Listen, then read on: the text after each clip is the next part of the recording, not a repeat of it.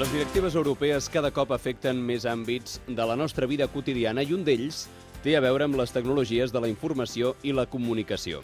A casa nostra, la llei de telecomunicacions continua generant polèmica i uns quants interrogants després de la seva aprovació al Congrés ara fa aproximadament un mes.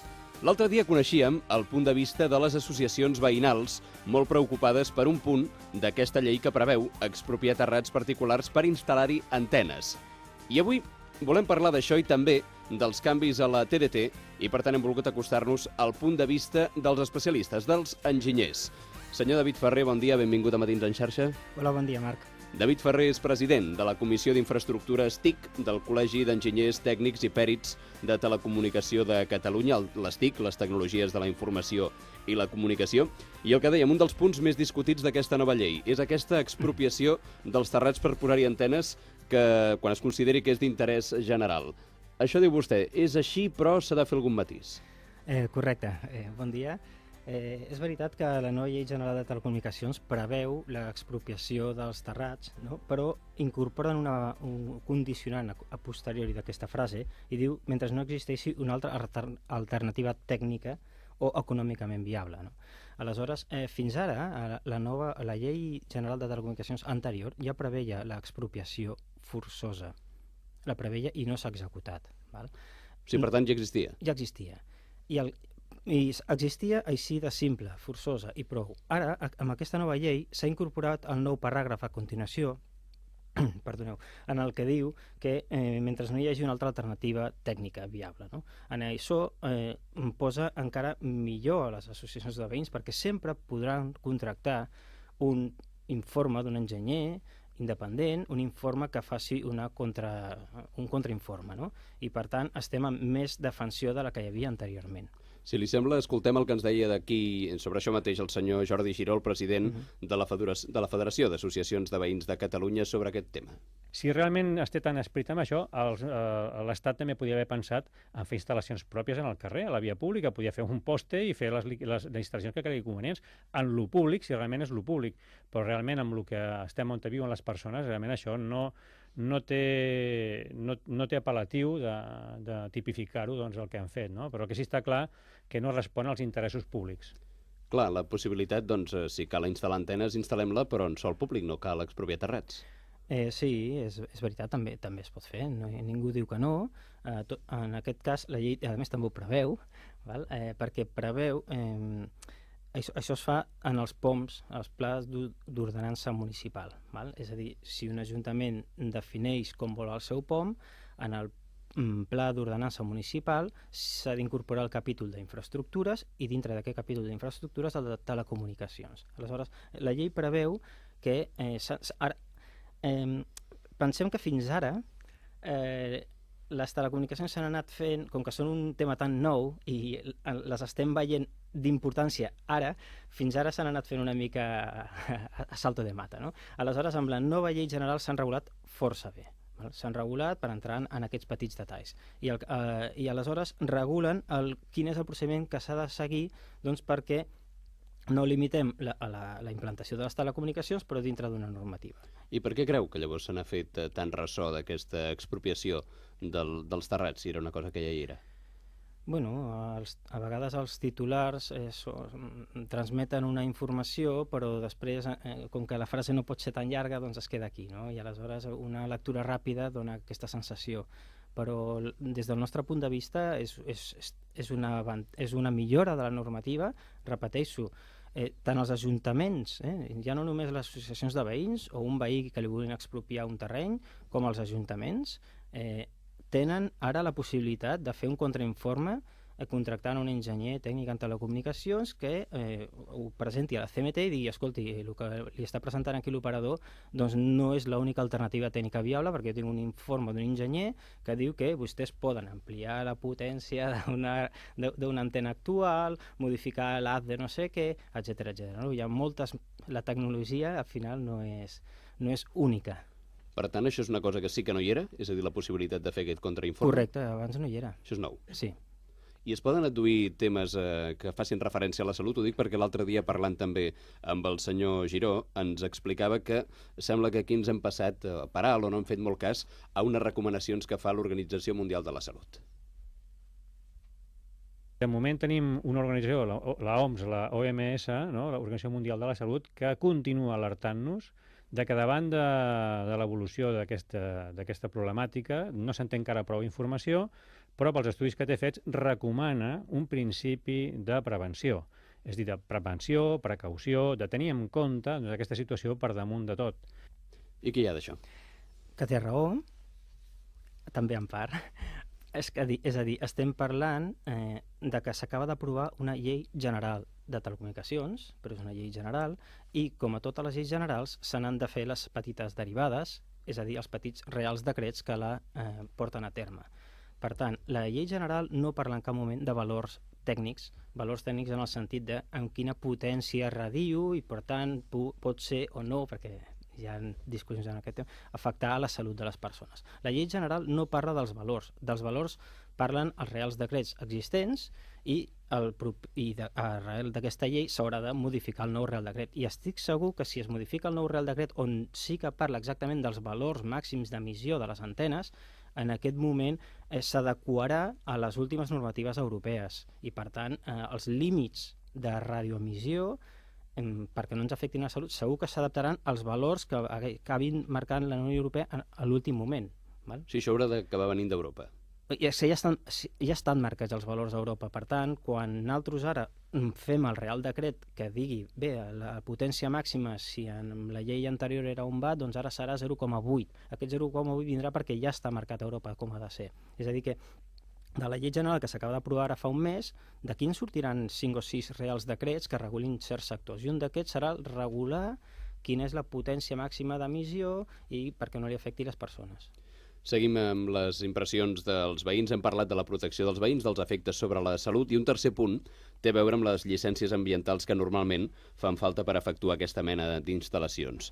Segons Jordi Giró, el president de les associacions de veïns, la nova llei de telecomunicacions es carrega, s'endú el requisit d'aquesta llicència ambiental i ho substitueix pel que considerava Giró una mera declaració de responsabilitat per part de les empreses. Per damunt de tots els interessos normals i comuns dels mortals, ens han posat els interessos econòmics molt liviana, no? Vull dir, passem d'una llicència ambiental, ho hem posat per damunt amb una mera declaració de responsabilitat d'una companyia. Per tant, si desapareixen les llicències, vol dir que desapareixerà un cost econòmic i, per tant, amb aquest mer permís, lògicament, tindrà dret a instal·lar-lo. Això hem de veure el reglament com se desenvoluparà. Desapareixen les llicències? Ho acaba de dir el Jordi, oi? A veure com es desenvoluparà el reglament. Però ha de quedar molt clar que la declaració responsable ja és una forma, una figura jurídica que va entrar amb el Plan Zapatero i que és una còpia d'un format anglosaxó en el qual quan jo presento una declaració responsable estic jurant que en el moment que tingui una inspecció tindré aquella documentació. No m'estan dient que no tingui que tindre aquella documentació. Estic jurant que jo començo una activitat i que quan vinguin jo els entregaré tots els papers. El que passa és que a Espanya som una mica especials, no? I fins que no vingui l'inspecció i no m'ho demanin, no ho faré.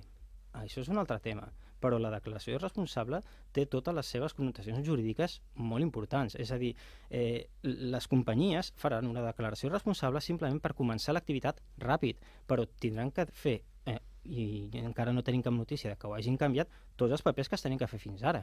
Les llicències medioambientals, demanar permís d'obres, etc. Una de les coses que potser ens feia por és això, no? El fet de pensar, i per això deia la diferent mentalitat que potser tenen en països anglosaxons, del que tenim a països més llatins, del pensar alguna cosa ens faran que no ens acabaran amb bé. Sí, hi ha moltes coses que ens arriben d'Europa, com per exemple, escolteu, hem de liberalitzar el sector. I aquí el fàcil és dir, si hi ha una llei que regula això, trec la llei i sí, ho he liberalitzat. Escolteu, no. Liberalitzar el sector vol dir posar les mateixes regles per tothom.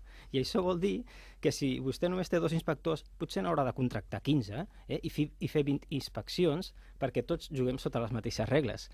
Liberalitzar el sector no vol dir, tinc una llei, l'elimino i ara campi qui pugui i anarquia total. Això és lo fàcil, no? El tema seria ficar més inspectors i que tots juguem sota les mateixes regles. Més inspectors perquè es compleixi la declaració responsable. Més inspectors perquè es compleixi la potència d'emissió de les antenes. Més inspectors perquè no hi hagin intrusió. Més inspectors perquè no hi hagin cadenes pirata emitint quan vosaltres, per exemple, a la xarxa teniu una llicència i teniu una altra que està emitint a la mateixa freqüència, està interferint i no té llicència. Això passa molt, entenc. Està passant molt, sí, aleshores el que vull transmetre és això, no? Que potser la manera de transposar certes directrius ho estem fent de manera massa fàcil. Eliminem la norma i ja hi ha una lliure competència i libre mercado. I nosaltres defensem que perquè hi hagi una lliure competència i un libre mercado, el que hi ha d'haver és forces inspectors perquè es compleixin les normes que hi hagin. Repassàvem d'una banda l'expropiació dels terrats, també aquesta llicència ambiental, algunes atribucions o alguns punts sobre salut, i citàvem aquest estudi de l'Organització Mundial de la Salut. Ens en queda un de tall de veu del Jordi Giró, un que feia referència al si havien perdut certes competències als ajuntaments pel que feia a la instal·lació d'antenes. El municipi, la competència municipal tenia molt a dir al respecte i, per tant, també vigilava i tenia l'obligació de vigilar i preservar la salut dels seus conveïns. Avui, amb la nova llei, això desapareix. Desvestim els ajuntaments democràtics que tants anys ens han costat vestir-los. Vull dir, d'alguna manera els hi traiem unes competències, els hi traiem una activitat econòmica també, perquè quan tinguem algun problema, on anirem a resoldre? A Madrid o anirem a resoldre a Viti Budino? Això no té sentit. En aquest cas, doncs, també era una dada que sortia, que apareixia i que s'afegia a la tendència habitual d'anar traient competències als governs locals, i s'apuntava en aquest cas aquesta restada de competències en el cas de les antenes. Sobre aquest capítol, el que voldríem indicar és, com us he comentat a l'inici de l'entrevista, el sector de les telecomunicacions és un sector molt nou. En els ajuntaments, amb tots els anys d'història que tenen, inicialment primer va haver l'arquitecte municipal, com a figura dintre de l'Ajuntament, una figura que no podia faltar en un ajuntament, un arquitecte municipal, lògicament, per ordenar el territori, per ordenar els edificis. Després va començar a vindre l'electricitat, la revolució industrial, i per tant se va incorporar un enginyer industrial als ajuntaments.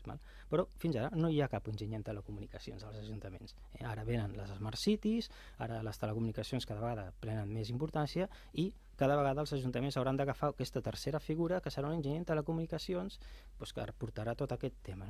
Com que fins ara no n'hi ha, el que entenem que té el seu sentit de que, home, no pot ser que una persona que no coneix aquest sector posi unes restriccions amb una empresa que sí que coneix aquest sector.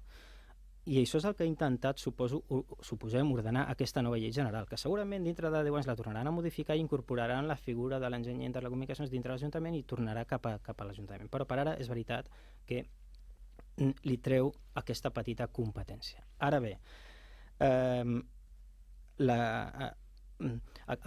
aquesta informació s'ha de passar al Ministeri d'Indústria, i el Ministeri d'Indústria fa la feina dels ajuntaments en dir si està ben fet o no està ben fet el que li està proposant l'operador. Sí, per tant, potser a la llarga ja se n'encarrega només els ajuntaments i ara es treu puntualment aquesta gestió? Acabaran en cap aquí, a la llarga 5-10 anys, quan sigui més natural trobar-nos un enginyer en telecomunicacions dintre de l'àrea de Smart City o dintre de l'àrea TIC dels ajuntaments. Avui no n'hi ha. Perdoneu, no vull generalitzar, lògicament a Barcelona tenen molts enginyers, però a petits pobles o ciutats de menys de 20.000 habitants no en tenen.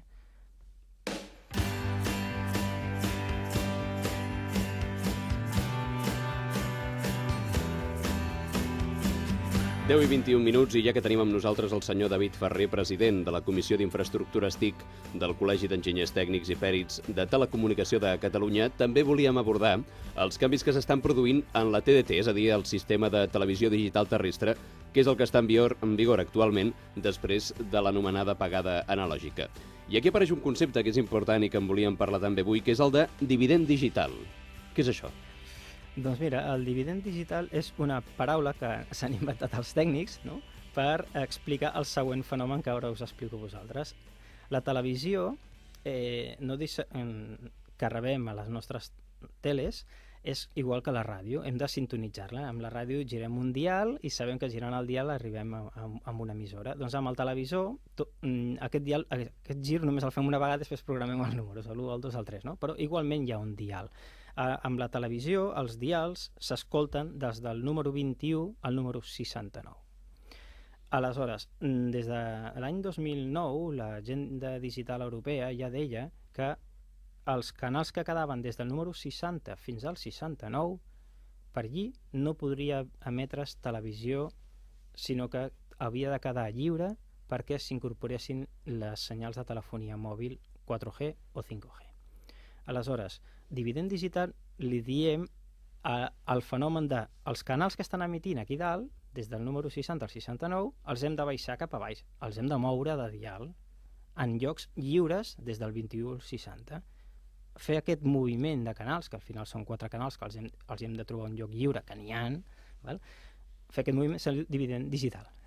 Val?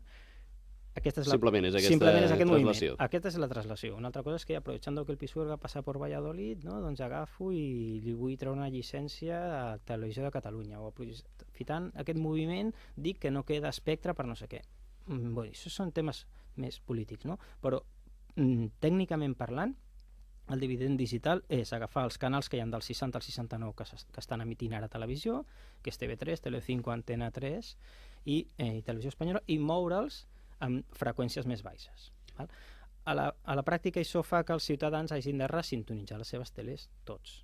Resintonitzar, és entrar al menú del televisor i dir buscar canales i lògicament ja no trobaràs res des del 60 al 69, els trobarem en un altre lloc, però per nosaltres serà transparent perquè veurem el número i ja l'ordenarem al nostre receptor. Si afecta aquests 4 canals que m'apuntava, el fet de reduir canals de televisió de Catalunya es podria fer així, o reduir canals de televisió espanyola, també? Sí, a veure, anem a quantificar... O potser no cal moure'n cap, no ho sé. No, és que no cal eliminar-ne cap. Si a dia d'avui anem a quantificar del 21 al 60 són freqüències amb salts de 1, 21, 22, 23, són 40 canals lliures per emetre televisió.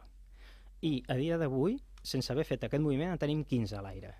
Encara en tenim 25, no? per ficar-ne de nous. Per tant, espectre n'hi ha.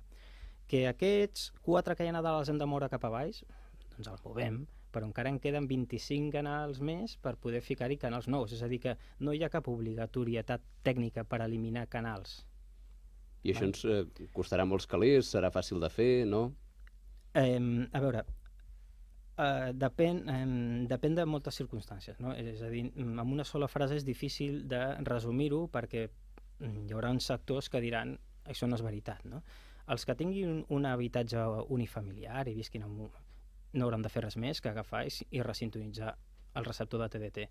I jo crec que molts de nosaltres estem acostumats a fer-ho ja els últims anys, perquè cada 2 per 3 s'estan entrant i sortint canals de l'espectre. Per tant, és tan fàcil com entrar al menú del receptor TDT, fer una resintonització el dia que l'1 de gener del 2015, que és el dia teòric d'aquest moviment, no? Però és igual, el dia que deixem de veure aquests canals és el dia en què hem de fer una resintonització. Quan fem la resintonització els tornarem a ordenar i ja està. En quins casos haurà de venir un tècnic a casa arreglant-ho? Aleshores, aquest era el cas de les habitatges unifamiliars, però els que vivim en comunitats de veïns, tenim comunitats de veïns de molts veïns o de pocs veïns. Si són pocs veïns, bé, en tots aquests 2 casos on hi ha una comunitat de veïns haurà de vindre un tècnic, però no a casa, a dalt de tot, a l'amplificador comunitari on tenim l'armari de telecomunicacions, i haurà d'ajustar l'amplificador per dir-li, escolta, és com fer la resintonització de les nostres teles però es fa a l'amplificador comunitari.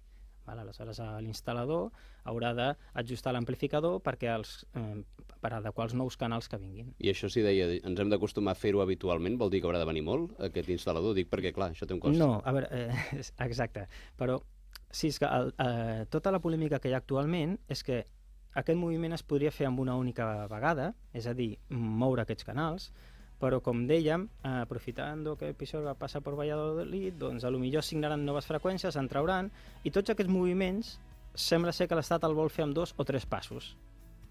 Aleshores, l'1 de gener del 2015 mourem els canals que ja hi ha ara, però després més endavant incorporarem nous canals.